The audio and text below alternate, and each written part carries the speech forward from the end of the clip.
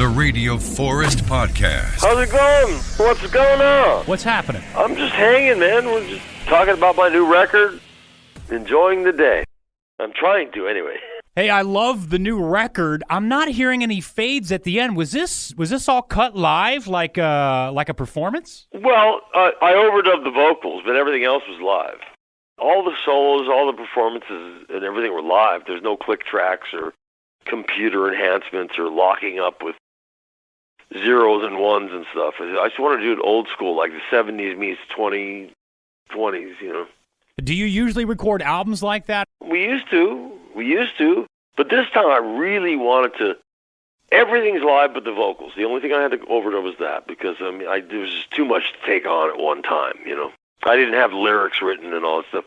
I was writing lyrics up until the moment I was singing the song.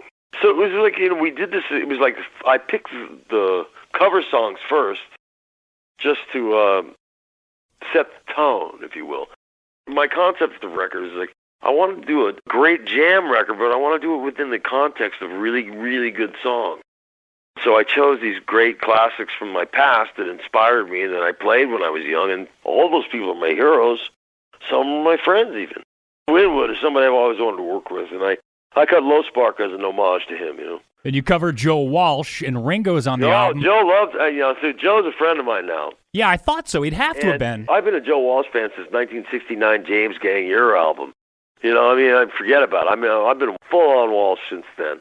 And the fact that I got to work with him on Henley's record, Dirty Laundry, and all that stuff, and, you know, we've played live together a bunch of times over the years, and he's just one of my favorite people. Also one of my favorite musicians.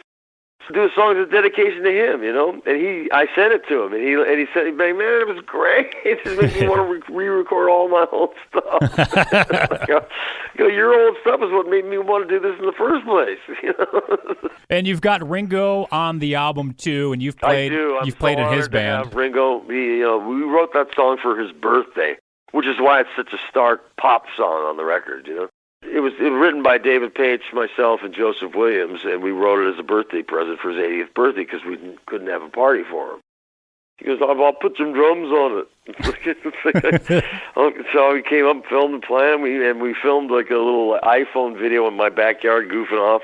That's life. I still pinch myself. You're you are the only person I've talked to, and probably going to be the only person I've ever talked to. Worked with 3 of the 4 freaking Beatles. Yeah, I've had that great honor. It was very strange how it all unfolded through my life. You know, the first one was I worked with Paul McCartney on the Michael Jackson Thriller record. We did that, and then Paul flew Jeff Porcaro and myself to London to work on a project with him. And I met George in a club, of all places, in 1992, and he came and played with us at the Jeff Porcaro Memorial after we lost our brother Jeff. We stayed friends, and then through the years, through Jim Keltner and all that stuff, I knew Ringo had a band. I said I always wanted to be in the All-Star band. Thought he'd be perfect for it. I'm a studio guy. I play everybody's stuff. I'll play everybody's stuff great. Everybody else's songs great, and I'll do my own. And that's what the concept of that band is. And then, as it turns out, Ringo and I are neighbors, or within 10 minutes anyway. And we like each other, and we hang out, you know. We go out to dinner and FaceTime and stuff. That's crazy. But I still pinch myself. He's Ringo, but he's the greatest human being I've ever known. I mean, he's a magical man. He's the real thing, man. When you're around greatness, you know it. Your first Les Paul that you got, correct me if I'm wrong, but that's from the Guitar Center in Hollywood. Is that the same place that got the new Eddie Van Halen mural? Yeah, well, no. That Guitar Center is no longer. It was the one that was on Sunset across the street down the block from where it was now. Where it is now, I mean. Did you and Eddie ever go to that Guitar Center together, was my question. Like, surely you guys have rolled through. We were never in the store at the same time, but we had heard about each other. We knew about Van Halen, but I always thought there was a guy named Van Halen. Matter of fact, my band auditioned for Gutiars when we were 16 years old, and they wouldn't give us the gig because we were 16, and Van Halen was the headliner band. So, I mean, until we met in 78, then Eddie and I became great friends after that, and we've been friends ever since. untimely passing. Did he ever give you like a bunch of gear, guitars, and amps? I've talked to several people the last year, and behind the scenes, it always seems like he was gifting musicians and friends like, hey, I've got a couple of guitars for you. I'm going to send some amps to your house. Yeah, well, he does that for people. I mean, he didn't do it for me. I mean, I got the third Eddie guitar, and then I developed my relationship with Music Man Guitars because of it.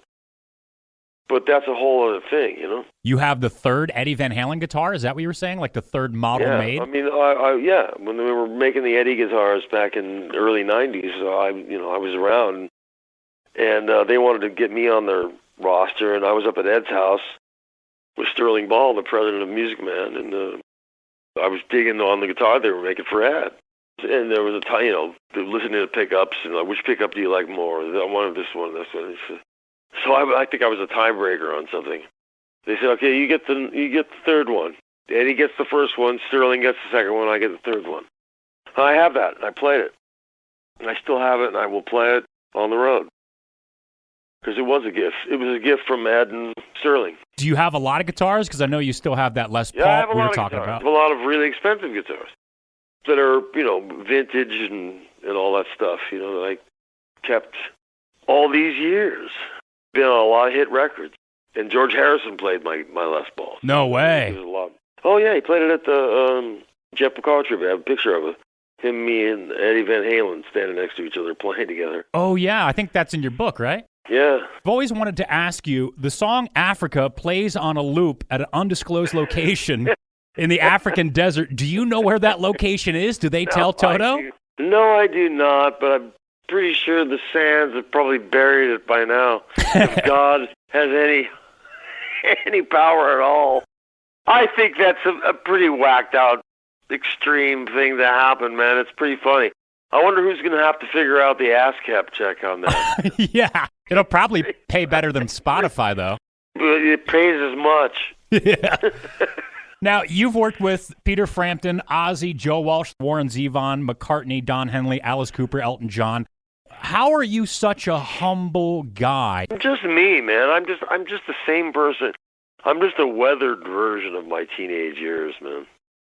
I mean, I never had to grow up and wear a suit and go to a job, So therefore, I'm a weird guy, man. I just had this one dream, and that dream was going to come true whether anybody wanted me to have it or not.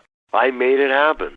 I don't know how. You have to have that kind of I will do it till I die attitude to make it in this business. So you've got the solo album. Joseph's got his out. I just talked to him last week, and I didn't ask him this question. Was there ever a thought to just kind of put those two together and make a new Toto record, or? Well, no, because, he had been working on his stuff clandestine on his own before he started producing it up. He'd been writing and making demos, and those demos turned into the records. I said, geez, I don't know what I want to do, man. I got a record to do, but what should I do? And I said, I'm going to do the opposite. We're going to do the record, 8 songs, 8 days. I want to, live in the studio, capture the moment, overdub the vocals, do a few little overdubs, next song, ready to mix. That's how they used to do it in the old days. I wanted to see if we could do that now in a computerized world where everybody lines everything up with zeros and ones. Everything has to be perfect, not a rough edge anywhere, not an out-of-tune note anywhere.